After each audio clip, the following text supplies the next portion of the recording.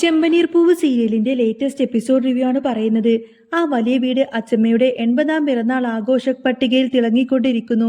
രേവതിയുടെയും വർഷയുടെയും അമ്മമാർ ഉൾപ്പെടെ കുടുംബാംഗങ്ങളെല്ലാം ക്ഷണിക്കപ്പെട്ട അതിഥികളും ആ വിശേഷത്തിൽ പങ്കുചേർന്നു. എന്നാൽ ആഹ്ലാദത്തിന്റെ ആ ഒരു തിളക്കത്തിന് താഴെ ചിലരുടെ മനസ്സുകളിൽ അസൂയയുടെയും പകയുടെയും കറുത്ത നിഴലുകൾ പതിഞ്ഞിരുന്നു. സച്ചി സ്ഥലത്തില്ലായിരുന്നുവെങ്കിലും കൃത്യസമയത്ത് അവിടെ എത്തി ആഘോഷങ്ങൾക്ക് മാറ്റുകൂട്ടി. എല്ലാവരും അച്ചമ്മക്ക് വിലയേറിയ സമ്മാനങ്ങൾ നൽകി. ചന്ദ്രമതിയും സുധിയും വലിയ ടെലിവിഷൻ സമ്മാനിച്ച് അച്ചമ്മയുടെ പ്രീതി പിടിച്ചുപറ്റാൻ ശ്രമിച്ചു.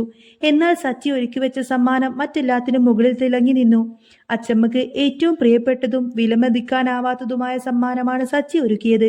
അച്ചമ്മയുടെ സ്കൂൾ കാലഘട്ടത്തിലെ 3 കൂട്ടുകാരികളെ ഏകദേശം 30 വർഷങ്ങൾക്ക് ശേഷം ആ പഴയ കൂട്ടുകാരെ കണ്ടപ്പോൾ അച്ചമ്മയുടെ കണ്ണുകളിൽ ആനന്ദാശ്രുതികൾ നിറഞ്ഞു.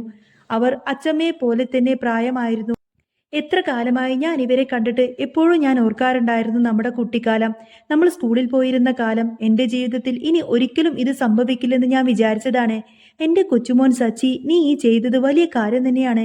പണം കൊണ്ടോ സ്വർണം കൊണ്ടോ സ്വത്തുക്കൾ കൊണ്ടോ തന്നതിനേക്കാൾ വലിയ സമ്മാനമാണിത്. എൻ്റെ മനസ്സ് ഏറ്റവും നല്ലതിൽ നിറഞ്ഞത് സച്ചിയോടാണ്, അച്ചമ്മ വികാരഭരിതയായി പറഞ്ഞു.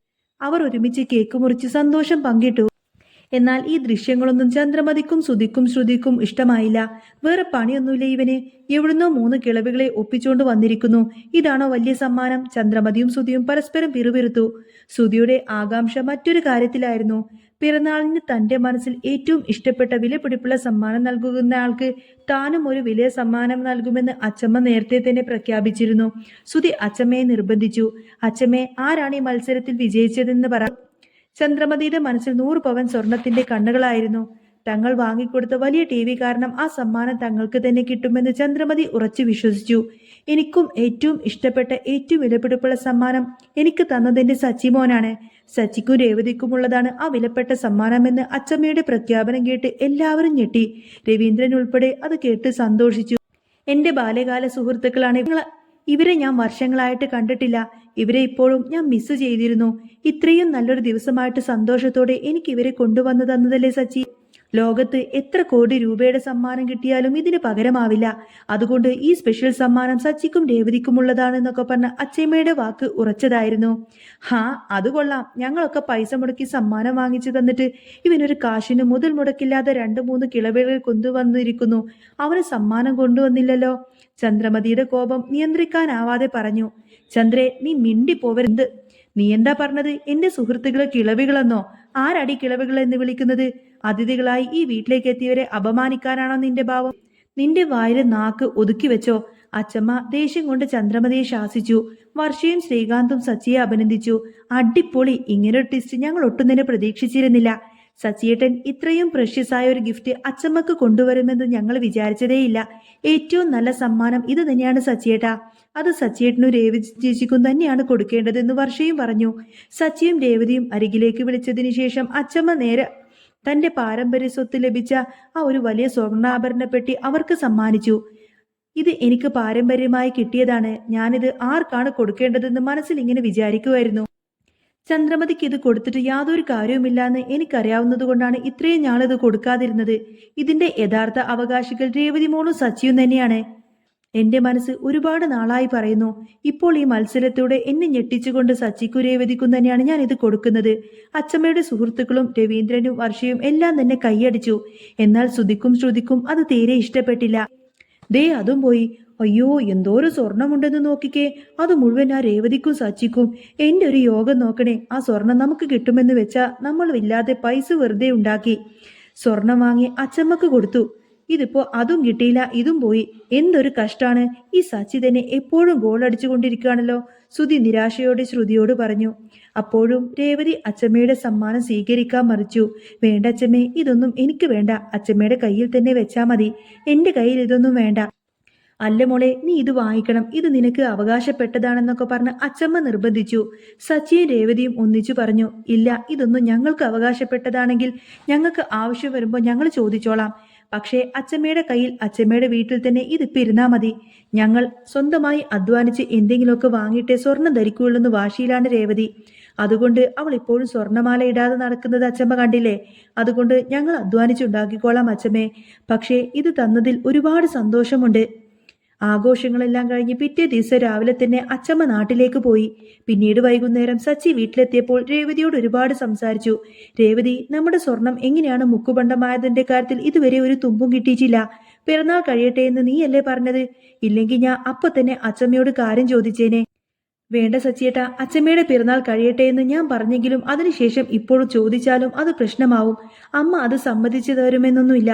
വെറുതെ ഇവിടെ ഒരു വഴക്കുണ്ടാക്കണ്ട. ഏതായാലും നമുക്കതിന് എന്തെങ്കിലും തെളിവ് കിട്ടും. ആ തെളിവ് കിട്ടിയതിന് ശേഷം പറഞ്ഞാൽ മതി എന്ന് പറയട്ടെ രേവതി. തെളിവൊന്നും കിട്ടാനൊന്നുമില്ല. ആ പെരുങ്കള്ളൻ ശ്രുതിയും അവന്റെ ഭാര്യ പെരുങ്കള്ളി ശ്രുതിയും കൂടി തന്നെയായിരിക്കും ആ സ്വർണം അവിടെ നിന്നും എടുത്തു വിറ്റത്. അതിനു പകരം മുക്കുപണ്ടം കൊണ്ടുപോയി വെച്ചു. പക്ഷേ അമ്മ അതിന് കൂട്ടുനിന്നിട്ടുണ്ട്. ആ കാര്യത്തിൽ സംശയമൊന്നുമില്ല രേവതി.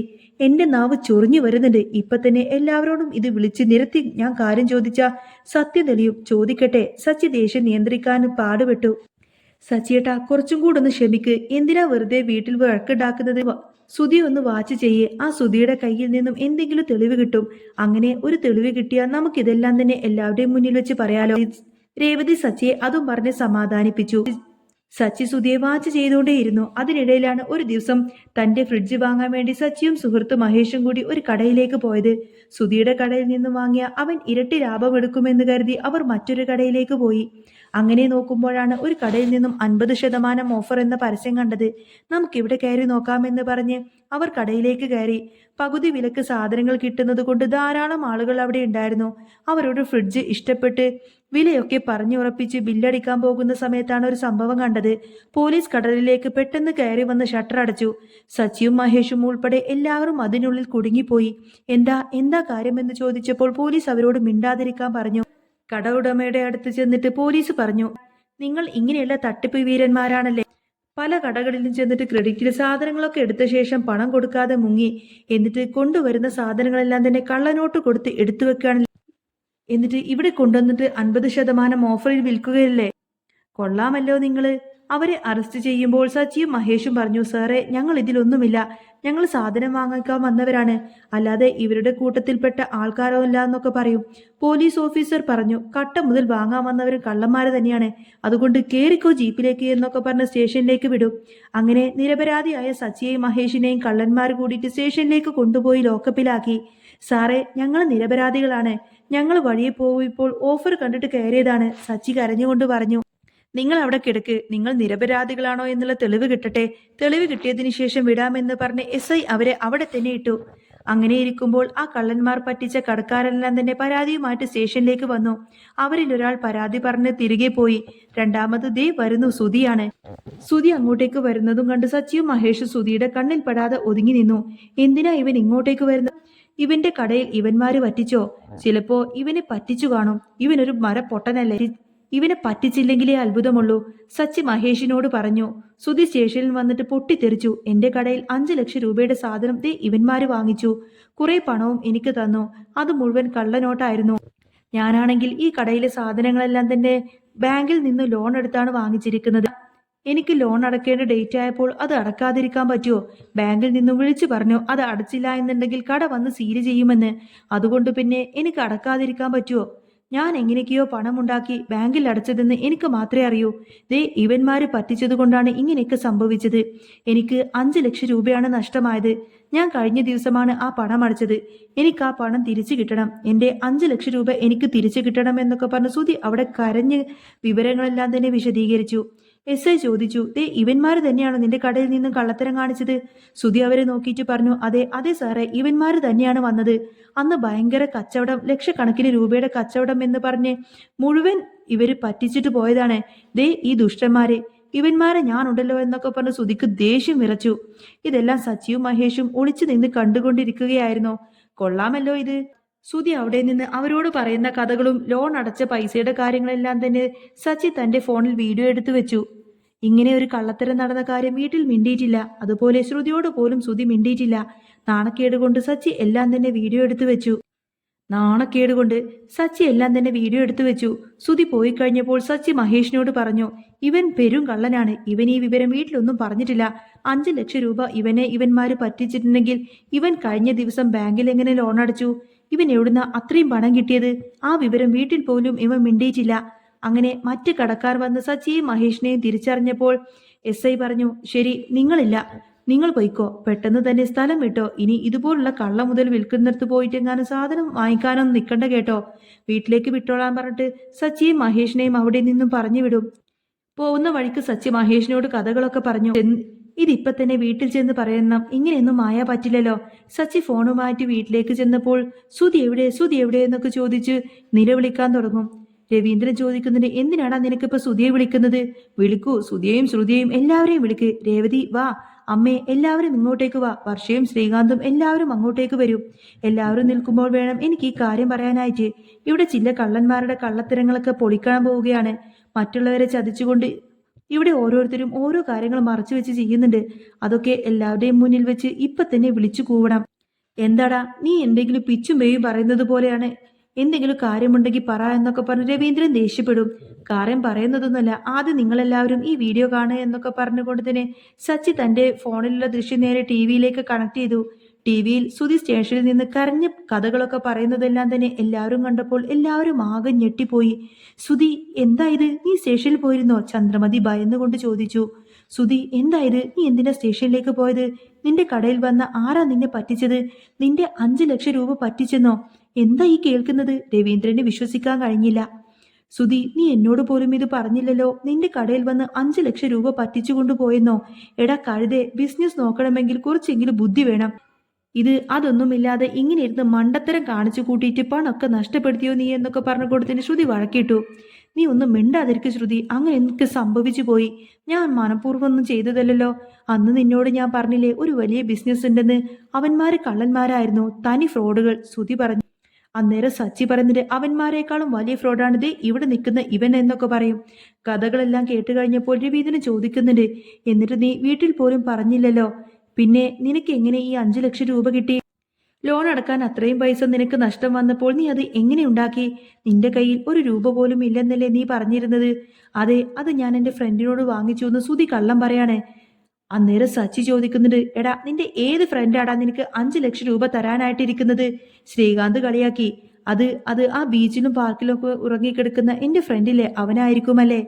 സുധി സമ്മതിച്ചു. ആ അതെ അതെ, അവൻ തന്നെയായിരിക്കും. ഞാൻ അയാളോട് വാങ്ങിച്ചു എന്ന് കള്ളം പറയും. സച്ചി ദേഷ്യപ്പെട്ട് അങ്ങോട്ടേക്ക് ചെന്നു. സുധിയെ കുത്തിരി പിടിച്ചു. എടാ പെരുങ്കള്ള, സത്യം പറ, നിനക്ക് 5 ലക്ഷം രൂപ എവിടുന്ന് കിട്ടി? നിന്റെ ഫ്രണ്ട്സ് ആരും നിനക്ക് ഒരു രൂപ പോലും തന്നിട്ടില്ല. പിന്നെ നിനക്ക് 5 ലക്ഷം രൂപ ആരാടാ തന്നത്? സത്യം പറടാ, എവിടുന്നാ നിനക്ക് കിട്ടിയത്? അലമാരയിൽ നിന്ന് രേവതിയുടെ സ്വർണം എടുത്ത് നീ വിറ്റല്ലേടാ നിനക്ക് ആ പണം കിട്ടിയത്? എല്ലാവരും അത് കേട്ടതോടുകൂടി തന്നെ ആകെ ഞെട്ടിപ്പോയി. ചന്ദ്രമതിയുടെ കണ്ണ് തള്ളിപ്പോയി. അതെങ്ങനെ നീ അറിഞ്ഞു? രേവതിയുടെ സ്വർണം ഞാനാണ് എടുത്തു വിറ്റതെന്ന് സുധി അറിയാതെ ആ സത്യമങ്ങ് പറയും. സച്ചി രവിയോട് പറഞ്ഞു, അച്ഛാ ഒരു കാര്യം കേട്ടോണം. രേവതിയുടെ സ്വർണം അൽമാരയിൽ നിന്നും എടുത്തോണ്ട് പോയി ഈ കള്ളം വിറ്റതാണ്. അങ്ങനെയാണ് ഈ കള്ളൻ ആ പണമെല്ലാം അടച്ചു തീർത്തത്. എന്നിട്ട് അതിനു പകരം അമ്മയും മോനും കൂടി മുക്കുപണ്ടം കൊണ്ടുപോയി വെച്ചു. ആ മുക്കുപണ്ടമാണ് ഞങ്ങൾക്ക് തന്നുവിട്ടത്. അതുകൊണ്ട് ജ്വല്ലറിയിൽ പോയിരുന്നു ഞങ്ങള്. അത് അറിയാവുന്ന ആൾക്കാരായതുകൊണ്ട് മാത്രം ഞങ്ങളുടെ ഭാഗ്യം. അവർ ഞങ്ങളെ അവിടെ നാണം കെടുത്തി വിട്ടു. മുക്കുപണ്ടം വിൽക്കാൻ പറഞ്ഞു എന്നൊക്കെ പറഞ്ഞ് ഇവിടെ ഞങ്ങൾ ആ കാര്യം പറഞ്ഞില്ലെന്നേ ഉള്ളൂ. ഇതിന്റെ സത്യം തെളിഞ്ഞിട്ടും അവൾ തെളിവുകൾ കിട്ടിയിട്ടും പറയാമെന്ന് വെച്ചു. ഇപ്പൊ മനസ്സിലായില്ലേ ഈ പെരുങ്കള്ളൻ മോഷ്ടിച്ചുകൊണ്ടുപോയി വിറ്റതാണെന്നതെന്ന്? രവീന്ദ്രൻ ചോദിക്കുന്നത്, ചന്ദ്രേ നീയും കൂടി അറിഞ്ഞിട്ടാണോ ഇത്? ചന്ദ്ര പറഞ്ഞത്, അത് പിന്നെ രവിയേട്ടാ, ഒരബദ്ധം പറ്റി. ദേ ഇവൻ എടുത്തോണ്ട് പോയപ്പോൾ പിന്നെ ഞാൻ എന്ത് ചെയ്യാനാണ്? ഇവൻ എന്റെ ജീവൻ കൊണ്ടേ പോവുള്ളൂ. ഇവൻ ഇങ്ങനൊരു പണി ഒപ്പിക്കുമ്പോൾ ഞാൻ അതിന് കൂട്ടു നിൽക്കാതിരിക്കാൻ പറ്റുമോ? അപ്പൊ പിന്നെ സ്വർണത്തിന് പകരം രേവതിയെ കാണിക്കാൻ വേണ്ടി മുക്കുപണ്ടം വാങ്ങിച്ചു വെച്ചതാണ് എന്നൊക്കെ പറയട്ടെ ചന്ദ്രമതി. അമ്മേ, മുക്കുപണ്ടം വാങ്ങി വെക്കുകയോ സ്വർണം എടുക്കുകയോ ചെയ്യുന്നതൊന്നും എനിക്കൊരു പ്രശ്നമല്ലായിരുന്നു. പക്ഷേ ആ മുക്കുപണ്ടം തന്ന് ഞങ്ങൾ സ്വർണ്ണക്കടയിലേക്ക് വിടേണ്ടായിരുന്നു. അവിടെ വെച്ച് ഞങ്ങൾ അപമാനിക്കപ്പെട്ടു.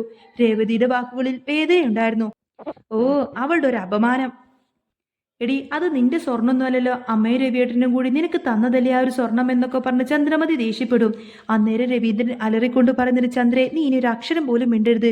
നിന്റെ ഈ തോന്നിയവാസം മുഴുവൻ കൂട്ടുനിന്നതും പോരാ, നീ ഈ രേവതി മോളോട് തർക്കിച്ചുകൊണ്ട് നിൽക്കുവാണല്ലേ? എടാ സുധി, എന്തിനാടാ രേവതിയുടെ സ്വർണം നീ എടുത്തോണ്ട് വിറ്റത്? നിന്റെ ഭാര്യ ശ്രുതിയുടെ സ്വർണം എടുത്ത് വിറ്റൂടായിരുന്നോ നിനക്ക്? രേവതിയുടെ സ്വർണം എടുത്ത് വിൽക്കാൻ നിനക്ക് നാണമില്ലടാ പെരുങ്കള്ള. മോഷ്ടിച്ചുകൊണ്ട് പോകിയിരിക്കുന്നു അവനെ. ഒരു കാര്യം ഞാൻ പറഞ്ഞേക്കാം, ഇതുപോലെ തോന്നിയാസങ്ങൾ കാണിക്കുന്ന നീയും നിന്റെ ഭാര്യയുമുണ്ടല്ലോ, ഇനി ഈ വീട്ടിലേതായാലും നിങ്ങൾ നിൽക്കണ്ട. ഇപ്പൊ തന്നെ നിങ്ങളെല്ലാവരും ഇവിടെ നിന്നും ഇറങ്ങി പോകണം. രേവതിയുടെ സ്വർണം രേവതിയോട് ചോദിക്കാതെ എടുത്ത് നിനക്ക് എന്ത് അവകാശമാടാ ഉള്ളത്? അമ്മയും അതുപോലെ തന്നെ ഞാനും അവൾക്ക് കൊടുത്ത സ്വർണമാണത്. എന്നിട്ടും നിങ്ങൾ മുക്കുപണ്ടം അവിടെ കൊണ്ടുവന്ന് വെച്ചിരിക്കുന്നു. പെരും കള്ളൻ. കള്ളത്തരം കൊണ്ട് നടക്കുന്ന നീയും നിന്റെ ബിസിനസ്സും ഇനി ഈ വീട്ടിൽ കൊണ്ടുപോകരുത്. നീയും നിന്റെ ഭാര്യയും ഇപ്പൊ തന്നെ ഇവിടെ നിന്നും ഇറങ്ങാം. രവീന്ദ്രന്റെ അവജ്ഞത കേട്ട് സുധിയും ശ്രുതിയും ആകെ തകർന്നു പോവാണ്. ആ നിമിഷം അവർക്ക് ആ ഒരു വീടിന്റെ പടിയിറങ്ങേണ്ടി വരും. ചന്ദ്രമതിയാണെങ്കിൽ തന്റെ നിലനിൽപ്പിന് വേണ്ടിയിട്ട് സുധിയെ തന്നെ ഇങ്ങനെ കുറ്റപ്പെടുത്തി സംസാരിക്കുന്ന സമയത്തിന് സുധി ഇങ്ങനെ അമ്മയെന്നൊക്കെ വിളിച്ച് കരയുന്നുണ്ടെങ്കിൽ പോലും ചന്ദ്രമതി സ്വന്തം നിലനിൽപ്പ് മാത്രമേ നോക്കുന്നുള്ളൂ. അങ്ങനെ സുധിയുടെ മുഖംമൂടി സച്ചി അഴിച്ചു വീട്ടുന്ന ഒരു അടിപൊളി സൂപ്പർ പ്രൊമോ ആട്ടോ വന്നിട്ടുള്ളത്. നിങ്ങൾക്ക് ഈ ഒരു ചാനൽ ഇഷ്ടമാവുകയാണെങ്കിൽ സബ്സ്ക്രൈബ് ചെയ്യാനും സപ്പോർട്ട് ചെയ്യാനൊന്നും മറക്കല്ലേ.